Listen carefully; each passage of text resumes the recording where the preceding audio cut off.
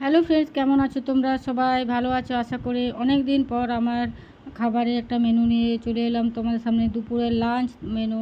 তো চলো আজকে কি কি আছে দেখাচ্ছি থালাতে। এই যে দেখো, আমি ভাত নিয়েছি, একটু মাছের ঝোল এটে পড়ে গেছিলো। তো যাই হোক, ভাত প্রথমে দেখাই তোমাদেরকে, একটা পেঁয়াজ গোটা, তার সাথে কাঁচা লঙ্কা হচ্ছে 3টা 4টা, এইখানে কাগজি লেবু। তারপর এইটা কি তরকারি বলো তো? এটা হচ্ছে লাউ শাকে আলুতে পোস্ত, লাউ শাক আলুতে পোস্ত, বুঝতে পারছো?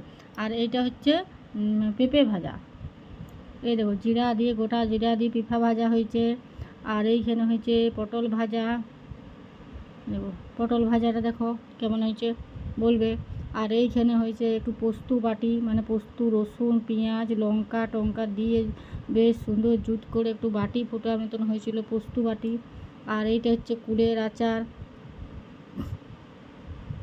এইখানে হচ্ছে কুমড়াতে পুঁই ডাঁটা, কুমড়া পুঁই ডাঁটা দিয়ে একটা তরকারি।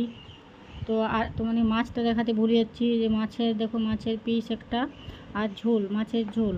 তো এই সব দিয়ে আজকে আমার লাঞ্চ মেনুটা শুরু করছি। আর কেমন লাগে তোমার আমার ভিডিও অবশ্যই তোমরা কমেন্টে জানাবে, কারণ অনেক দিন ভিডিও দেওয়া হয়নি। তো আজকে ভাবলাম যে তোমাদের আজকে থালিটা আমি দেখাই, ঠিক আছে? তো দেখালাম, কেমন হয়েছে অবশ্যই কমেন্টে জানাও। আর এই যে দেখো, আমি কাগজি লেবুটা দিয়ে প্রথমে আগে ভাতটা, শুকনো ভাতটা মেখে নিচ্ছি। তারপর আমি এই যে লঙ্কা দিয়ে খাবো। প্রথমে আমি শাকটা দিয়ে খাবো, শাক পোস্ত। এটা হচ্ছে লাউ শাকের পোস্ত, লাউ শাকের পোস্তটা দিয়ে খাবো। আর একটু এই যে দেখেছি মোটা মোটা পেঁপে ভাজা, পিঠা ভাজা। আমাদের এগুলো পিঠা ভাজা বলে, তোমরা অবশ্য পেঁপে ভাজা বলো। যাই হোক, তো এরকম ভিডিওগুলো তোমাদের ভালো লাগলে অবশ্যই কিন্তু কমেন্টে বলো। আর দেখা হচ্ছে একটা নেক্সট একটা ভিডিওতে, তখন তোমরা ভালো থাকো, ততক্ষণ সুস্থ থেকো, টাটা, বাই।